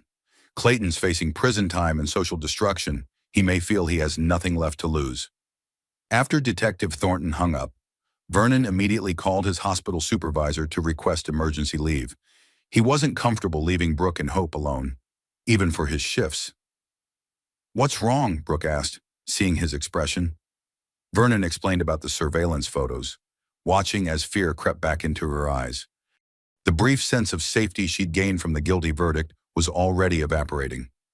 He was watching us, she said quietly, taking pictures of Hope. Vernon, what if he tries to take her? That's not going to happen, Vernon said firmly, though privately he shared her fear. We're going to stay together until this is resolved. No one goes anywhere alone. The phone rang again. This time it was their mother. Vernon, I just saw the news, Maureen said, her voice tight with worry. They're saying Clayton lost his job and that he violated the restraining order. Are you and Brooke safe? We're being careful, Mom, Vernon replied. The police are looking for him. I'm coming over, Maureen announced. Don't argue with me. If Clayton is desperate enough to stalk you, then Brooke and Hope need all the protection they can get. After she hung up, Vernon realized that Clayton's downfall might actually make him more dangerous, not less. A man with everything to lose might show restraint, but a man who'd already lost everything might be capable of anything. His phone buzzed with a text message from an unknown number. "You destroyed my life. You turned my wife against me. You took my daughter away. This isn't over." Vernon immediately forwarded the message to Detective Thornton and showed it to Brooke. Her face went pale as she read the words. "He still thinks of Hope as his daughter," she said. "Vernon, what if he tries to kidnap her?" "We're not going to let that happen," Vernon said, though the text message had shaken him more than he wanted to admit. Clayton was clearly unstable and focused on revenge. Over the next few hours, more details emerged about Clayton's rapid downfall. The news reported that several of his business partners were now distancing themselves from him, claiming they'd had no knowledge of his violent behavior. His country club had suspended his membership, and his charitable board positions had been quietly terminated. Most damaging of all, former employees were beginning to come forward with stories about Clayton's temper and controlling behavior in the workplace. A pattern was emerging of a man who'd built his success through intimidation and manipulation, not just leadership skill. "It's like watching a house of cards collapse," Gwen said when she arrived that afternoon with additional legal documents. Everything Clayton built was based on maintaining a false image. Once that image cracked, the whole structure fell apart. "Any word on sentencing?" Vernon asked. "The prosecution is pushing for the maximum 10 years, Gwen replied. "With the media attention and the restraining order violation, the judge is likely to be harsh, but Clayton's lawyers are still fighting for probation and community service." Vernon couldn't imagine Clayton avoiding prison time, but wealthy defendants had advantages that others didn't. Money could buy skilled lawyers, character witnesses, and rehabilitation programs that might influence sentencing. That evening, as they ate dinner together, Vernon watched Brooke playing with Hope and felt a fierce protectiveness wash over him. These two innocent people had been targeted by a predator who'd systematically destroyed their sense of safety and security. Clayton had already stolen years of Brooke's life through control and abuse. Vernon wasn't going to let him steal any more. But as night fell and Vernon checked the locks on his apartment doors for the third time, he couldn't shake the feeling that the worst was yet to come. Clayton was desperate, humiliated, and facing prison time. In Vernon's experience, that combination made people capable of extreme actions.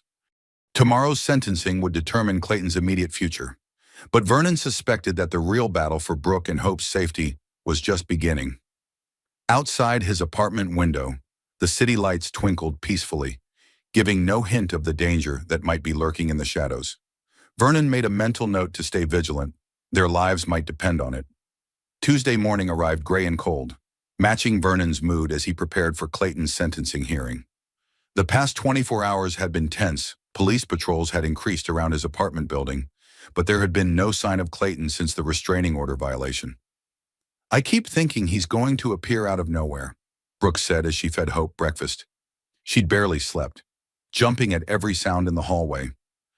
"The courthouse will have extra security today," Vernon assured her. "Detective Thornton promised that Clayton won't be able to get near you." Gwen arrived early to escort them to the courthouse. She'd arranged for them to enter through a private entrance to avoid the media circus that had gathered on the front steps. "The press coverage has been intense," Gwen reported as they drove downtown.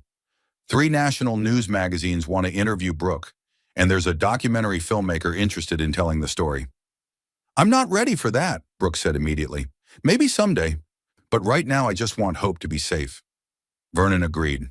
Media attention might help other abuse victims by raising awareness, but Brooke's priority had to be protecting herself and her daughter. The courtroom was packed when they arrived. Vernon recognized several faces from Clayton's former social circle, though their expressions ranged from supportive to openly curious. The guilty verdict had divided Clayton's friends. Some blamed Brooke for destroying a good man, while others admitted they'd suspected something was wrong for years. Clayton entered with his legal team, flanked by court officers. He looked thinner than Vernon remembered, his expensive suit somehow making him appear smaller rather than more impressive. Prison orange would be a dramatic change from his usual wardrobe. Judge Fairfield called the hearing to order and asked both sides to present their sentencing arguments. The prosecution went first, with DA Kim laying out the severity of Clayton's crimes and the need for accountability. "Your Honor," Kim said, "this case represents domestic violence at its most dangerous. Mr. Marshall's actions didn't just injure his wife, they required emergency surgery that could have failed, leaving a newborn without her mother. The defendant has shown no remorse for his actions and has continued to harass and stalk his victims, even after conviction. She presented evidence of the restraining order violation, the surveillance photos, and the threatening text message Vernon had received. Each piece of evidence painted a picture of a man who refused to accept responsibility for his actions. When Morrison rose for the defense, Vernon braced himself for another attempt to minimize Clayton's crimes, but the lawyer's usual confidence seemed to diminish the media coverage, and his client's continued bad behavior had clearly weakened his position. "Your Honor," Morrison began, "Mr. Marshall is a first-time offender who built a successful business and contributed significantly to the community. The stress of business pressures and impending fatherhood led to a moment of poor judgment that he deeply regrets." Vernon noticed that Morrison didn't claim Clayton was innocent, just that his crimes were aberrations rather than patterns. It was a subtle but significant shift in strategy. "Mr. Marshall has lost his career, his reputation, and his standing in the community," Morrison continued. "He's prepared to undergo counseling and anger management as part of his rehabilitation. Incarceration would serve no purpose other than revenge." Judge Fairfield listened to both arguments without expression, then asked if Clayton wanted to make a statement before sentencing. Vernon watched as his brother-in-law stood, wondering if he would finally show genuine remorse. "Your Honor," Clayton said, his voice carefully controlled, "I take full responsibility for my actions on the night in question. The stress I was under doesn't excuse what happened, and I deeply regret that my wife and daughter were hurt because of my poor judgment." Vernon noticed the careful phrasing Clayton admitted to poor judgment rather than deliberate violence, and he referred to Brooke and Hope as my wife and daughter, maintaining his claim to ownership even in his apology. "I've lost everything I worked for because of that night," Clayton continued. "My career, my reputation, my family. I understand that there must be consequences for my actions, and I'm prepared to accept whatever sentence you deem appropriate." When Clayton sat down, Judge Fairfield reviewed her notes for several minutes. The courtroom was completely silent, everyone waiting to hear how justice would be served. "Mr. Marshall," Judge Fairfield finally said, "I've presided over many domestic violence cases in my career, and I've learned to recognize the difference between genuine remorse and calculated manipulation. Your statement today focused primarily on your losses rather than your victim's suffering." Vernon felt a surge of hope. Judge Fairfield had seen through Clayton's performance. "Furthermore," the judge continued, "your behavior since conviction violating the restraining order, stalking your victims, sending threatening messages demonstrates that you view yourself as the wrong party rather than the perpetrator of serious crimes." Clayton's face remained impassive, but Vernon could see tension in his shoulders. Domestic violence during pregnancy represents one of the most serious forms of assault because it endangers two lives. Judge Fairfield said, "Your actions required emergency surgery and could have resulted in the deaths of both your wife and unborn child. That you continue to minimize these actions tells me that you remain a danger to your victims." Vernon held his breath as the judge prepared to announce the sentence. "Mr. Marshall, I sentence you to 8 years in state prison on the domestic violence and assault charges, and 2 additional years for endangering the welfare of a child. These sentences will run consecutively, for a total of 10 years incarceration." 10 years. Vernon felt relief flooding through him as he heard Brooke's quiet gasp behind him.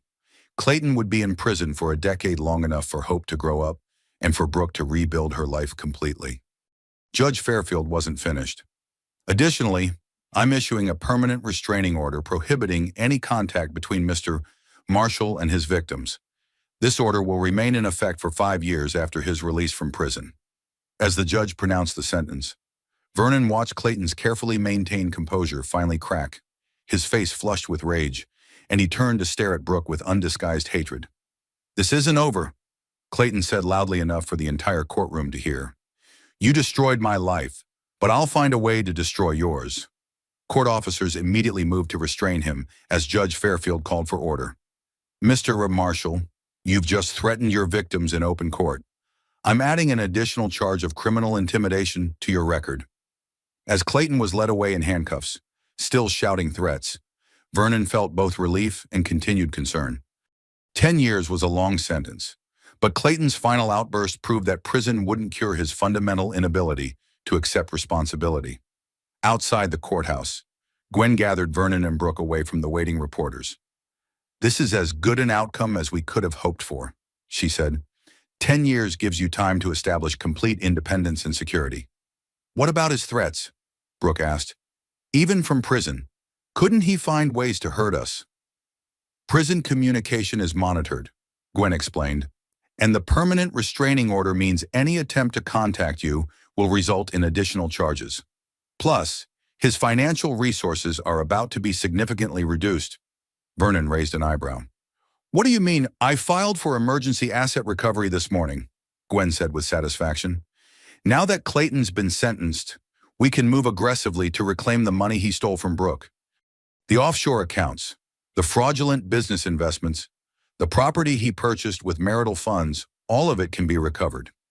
For the first time since this nightmare began, Vernon saw genuine hope in his sister's eyes. "You mean I might actually have some financial independence?" "More than that," Gwen said.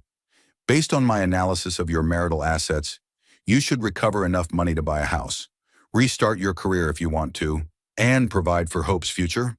Clayton's attempt to leave you with nothing is going to backfire spectacularly." As they drove home, Vernon reflected on how much had changed in just a few weeks. Clayton was going to prison. Brooke was regaining her independence, and Hope would grow up safe from her father's violence. Justice hadn't just been served, it had been comprehensive. That evening, as Vernon watched Brooke play with Hope in his living room, he felt a deep sense of satisfaction. The legal system had worked as it was supposed to, holding a wealthy abuser accountable despite his advantages of money and status. "Vernon," Brooke said quietly, "I want you to know how grateful I am. If you hadn't answered your phone that night, if you hadn't been willing to stand up to Clayton—" "You don't need to thank me," Vernon interrupted. "You're my sister. Protecting you and Hope isn't heroic, it's just what family does." "But not every family would have done what you did," Brooke said. "Some people would have encouraged me to work things out privately, to avoid scandal, to think about Clayton's career and reputation." Vernon thought about Clayton's parents, who had indeed pressured Brooke to minimize the abuse to protect their son's image. Those people enable abusers by prioritizing appearances over safety. "I'm going to make sure Hope understands that love doesn't hurt," Brooke said, kissing her daughter's forehead. "And that speaking the truth is always the right choice, even when it's difficult." As Vernon watched his niece sleep peacefully in her mother's arms, he felt hope for their future. Clayton's reign of terror was over, and Brooke was finally free to become the person she was meant to be. The scars would take time to heal, but the worst was behind them. Justice had been served, and a new chapter was beginning. 6 months later, Vernon stood in the kitchen of Brooke's new house, watching his sister prepare breakfast for Hope, who was now chattering happily in her high chair. The small but comfortable home was in a quiet neighborhood about 20 minutes from downtown, with a fenced yard where Hope could play safely as she grew. "She's getting so big," Vernon said, marveling at how much his niece had changed. At 10 months old, Hope was pulling herself up to standing and showing the determined personality she'd inherited from her mother. "The pediatrician says she's advanced for her age," Brooke replied, cutting up small pieces of fruit for Hope's breakfast. "All that early stimulation in the NICU apparently helped her development," Vernon smiled, remembering those terrifying first weeks when Hope's survival had been uncertain. Now she was a healthy, curious baby who brought joy to everyone around her. The house around them reflected Brooke's growing confidence and independence. She'd chosen every piece of furniture herself, decorated the walls with photos of Hope and their family, and created a space that felt completely different from the sterile perfection of Clayton's penthouse. "Any regrets about not taking the bigger house?" Vernon asked. Gwen had recovered nearly $2 million in marital assets, enough for Brooke to buy a much larger home if she'd wanted. "None at all," Brooke said firmly. "This place is ours. Hope and I picked it out together, and we can afford the payments easily with what's left over after we set up her college fund. It's exactly what we need." Vernon was proud of how carefully Brooke had managed her recovered assets. She'd invested most of the money conservatively, ensuring long-term security for herself and Hope. The days of depending on anyone else for financial support were over. "Speaking of which," Brooke said, "I have some news. I had lunch with Sarah Chen yesterday, from the marketing firm downtown. The one who offered you a consulting position. That's the one. They want me to come on board as a full partner, specializing in crisis communications for businesses dealing with reputation management. Vernon raised an eyebrow. That's quite a career shift from your old marketing focus. Brooke laughed. Apparently, we're surviving a high-profile domestic violence case, and Media Circus makes me uniquely qualified to help other people navigate public relations disasters. Who knew my nightmare would become a professional asset? Are you going to take it? I think so, Brooke said, lifting Hope from her high chair. The hours are flexible, I can work mostly from home, and the money is excellent. Plus, it feels like I'd be using what happened to us for something positive. Vernon felt a surge of pride. 6 months ago, Brooke had been financially dependent and emotionally devastated. Now she was considering a prestigious business partnership that would utilize her intelligence and experience. What about daycare for Hope while you're working? Mom has volunteered to help, Brooke said. She's been amazing these past few months. I think she feels like she needs to make up for not seeing the abuse earlier. Shamam. Maureen had indeed been a constant source of support, visiting several times a week and providing the kind of practical help that new mothers desperately need. Vernon was grateful that their family had grown closer, rather than being torn apart by the crisis. Any word from Clayton? Vernon asked, though he already knew the answer. Prison mail was monitored, and Clayton hadn't attempted any contact since his final threats in the courtroom. Nothing direct, Brooke said, but Gwen heard through legal channels that he's not adjusting well to prison life. Apparently, wealthy businessmen don't have much status among other inmates. Vernon felt no sympathy for Clayton's difficulties. The man had built his life on controlling and intimidating others. Discovering that prison inmates weren't impressed by his former success was probably a harsh but necessary education. The important thing is that you and Hope are safe, Vernon said. Everything else is just karma. His phone buzzed with a text message from Detective Thornton. Wanted you to know Clayton Marshall was denied parole consideration. Earliest possible release is still 7 years away. Vernon showed the message to Brooke, who nodded with satisfaction. Good. 7 years is enough time for Hope to grow up not remembering him at all. They were interrupted by a knock at the front door. Vernon answered it to find a woman in her 30s with a professional but nervous demeanor. Ms. Hamilton, the woman said. I'm Jessica Torres from Channel 7 News. I was wondering if you might be willing to do an interview about your experience with domestic violence during pregnancy. Vernon started to close the door, but Brooke appeared beside him. What kind of interview? She asked. We're doing a series on domestic violence awareness, Jessica explained. Your case has become a symbol of how the justice system can work when victims find the courage to speak up. We'd like to highlight how you've rebuilt your life. Brooke considered the request for a moment. Let me think about it, she said. Can you call me next week? After Jessica left, Vernon asked, Are you seriously considering doing media interviews? Maybe, Brooke said. I've been getting calls from domestic violence support groups asking me to speak to other survivors. If telling my story helps even one woman recognize that she's being abused, it might be worth it. Vernon understood her reasoning, but he worried about the public attention. Just promise me you'll be careful about security. Even with Clayton in prison, his family is still out there. Margaret and Charles Marshall have been completely silent since the sentencing, Brooke said. I think they're too embarrassed by their son's crimes to cause any trouble. Vernon hoped she was right, but he'd learned not to underestimate the lengths that wealthy, powerful people would go to protect their interests. That afternoon, Vernon returned to his own apartment for the first time in weeks. He'd been staying in Brooke's guest room most nights, reluctant to leave her and Hope alone, despite the round-the-clock security system she'd installed. His apartment felt strangely empty after months of baby sounds and family chaos. Vernon realized how much he'd enjoyed having Brooke and Hope in his life every day, and how quiet his world had become without them. His phone rang. It was Nurse Colleen from the hospital. Vernon, I know you're on leave, but we have a situation that could really use your expertise. What kind of situation? 25-year-old woman, 34 weeks pregnant, came in with injuries she claims are from a fall, Colleen explained. But the injury patterns look familiar, and she seems terrified when her boyfriend visits. Vernon felt his protective instincts activate. What do the attending physicians think? They're not sure. The injuries could be consistent with a fall, but her behavior suggests there's more to the story. She keeps asking if her medical records are confidential and whether anyone can access them without her permission. Vernon recognized the signs a pregnant woman testing whether she could trust medical staff with the truth about abuse. It was exactly the kind of case where his experience with Brooke's situation could make a difference. "I'll be there in 30 minutes, he said.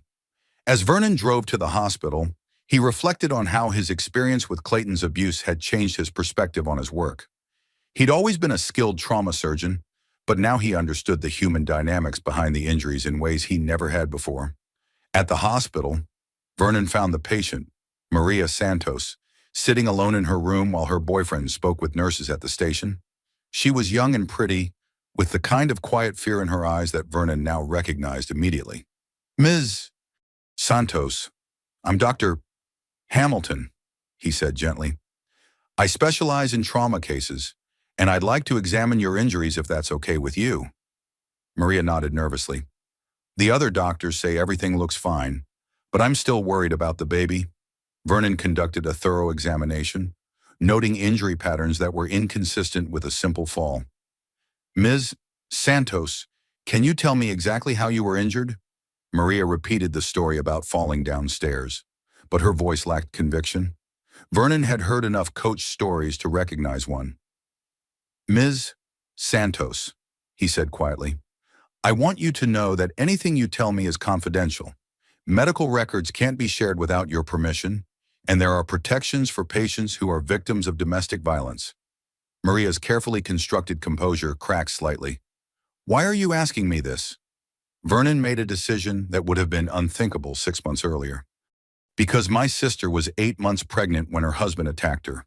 She nearly died, and so did her baby. If someone had asked her the right questions earlier, maybe we could have prevented that attack." Maria stared at him for a long moment, then began to cry. "He said if I ever told anyone, he'd make sure I never saw the baby again. He has a good job and family connections who would believe me over him." "I would," Vernon said simply. "And so would the police, the courts, and the domestic violence advocates who specialize in helping women like you." Over the next hour, Vernon helped Maria contact the same resources that had saved Brooke's life: Detective Thornton, Gwen Pierce's law firm, and the hospital's domestic violence coordinator. By the time her boyfriend realized something was wrong, Maria was under police protection and legal safeguards. Driving home that evening, Vernon realized that his experience with Brooke's case had given him a new mission. He couldn't save every victim of domestic violence, but he could use his medical expertise and personal knowledge to help identify and protect others. When he arrived at Brooke's house, he found her in the living room with Hope, reading together before bedtime. The peaceful domestic scene was a stark contrast to the hospital crisis he'd just left. "How was your day?" Brooke asked, making room for him on the couch. Vernon told her about Maria Santos and how his experience with Clayton's case had helped him recognize the signs of abuse. Brooke listened thoughtfully, occasionally looking down at Hope, who was sleeping peacefully in her arms. "Vernon," she said when he finished, "I've been thinking about what that reporter said about our case becoming a symbol of how the justice system can work. Maybe we have a responsibility to help other women who are going through what I went through." "What did you have in mind?" "I don't know yet," Brooke admitted. "But I keep thinking about all the advantages. I had a brother who's a doctor, financial resources to hire good lawyers, a family support system. Most women don't have those advantages." Vernon understood what she was suggesting. Their experience with Clayton hadn't just been a personal victory, it was proof that domestic violence could be successfully prosecuted even when the abuser had significant social and economic power. "We could start a foundation," Vernon suggested. "Provide legal and medical support for domestic violence victims who don't have resources. Or create a training program for medical professionals," Brooke added. "Teach them how to recognize abuse patterns and connect victims with help." As they discussed possibilities, Vernon felt a sense of purpose that went beyond his work as a trauma surgeon. Clayton's abuse had been evil, but perhaps some good could come from it if they used their experience to help others. "Whatever we do," Brooke said, "I want Hope to understand that speaking the truth matters. Even when it's difficult, I want her to grow up knowing that her mother fought for justice and won." Vernon looked at his sleeping niece and felt a deep sense of hope for her future. Hope would grow up safe, loved, and surrounded by adults who understood that protecting children sometimes meant standing up to dangerous people. The scars from Clayton's abuse would always be there, but they no longer defined Brooke's life. She had reclaimed her independence, rebuilt her confidence, and created a secure future for herself and her daughter. Most importantly, she had learned that love doesn't hurt, and that protecting someone from consequences isn't really protecting them at all. It was a lesson that would guide her as a mother and as a survivor who had found the courage to speak her truth. Outside, the sun was setting over their quiet neighborhood, painting the sky in soft pastels that promised a peaceful night. Inside, a family that had survived the worst was building something beautiful from the pieces. Clayton was in prison where he belonged. Justice had been served, and new beginnings were possible. Sometimes that was enough. Sometimes it was everything. Epilogue. 1 year later, Vernon stood at the podium of the medical conference center, looking out at an audience of trauma surgeons, emergency physicians, and domestic violence advocates. The Hamilton Foundation's first annual training conference had drawn over 300 medical professionals who wanted to learn how to better identify and assist victims of domestic violence. "The truth is," Vernon said, concluding his presentation, "most of us in medicine receive very little training in recognizing abuse patterns. We're taught to treat injuries, not to understand the human dynamics that cause them. But when a pregnant woman arrives with injuries that could be accidental, we have an obligation to ask the right questions." In the audience, he could see Brooke holding Hope, now an active 18-month-old who charmed everyone she met. Brooke had become a powerful advocate for domestic violence victims, combining her business expertise with her personal experience to create support systems that actually worked. After the presentation, Vernon joined Brooke and Hope in the conference center cafe. Hope immediately reached for him, babbling what sounded like Uncle Vernon, though her pronunciation was still developing. "How do you think it went?" Vernon asked, settling Hope on his lap. "Better than we hoped," Brooke replied. "Dr. Chen told me that 5 hospitals have already committed to implementing our screening protocols, and the legal advocacy program has funding requests from 3 states. The Hamilton Foundation had grown beyond their initial vision, providing training, resources, and direct support to domestic violence victims across the region. What had started as a way to find meaning in their trauma had become a legitimate force for change. "Any word from the documentary producers?" Vernon asked. "They want to film our next board meeting," Brooke said. "The story of how we turned our worst experience into something positive apparently has national appeal." Vernon wasn't entirely comfortable with the media attention, but he understood its value. Every woman who saw their story and recognized her own situation was potentially a life saved. "Mama, up," Hope demanded, reaching for Brooke. At 18 months, she was already showing signs of the strong will that had helped her survive her difficult birth. As Vernon watched Brooke lift her daughter, he reflected on how much their lives had changed. Clayton was serving his sentence in a maximum security prison, his appeals having been denied at every level. His parents had moved to another state, apparently unable to face the social embarrassment of their son's crimes. Most importantly, Hope was growing up happy, healthy, and completely unaware that she'd once been in danger. She would never remember the fear or violence, only the love and security that surrounded her now. "Vernon," Brooke said quietly, "I want you to know that I finally understand what you meant that night when you said that love sometimes means standing up to someone, not just standing up for them."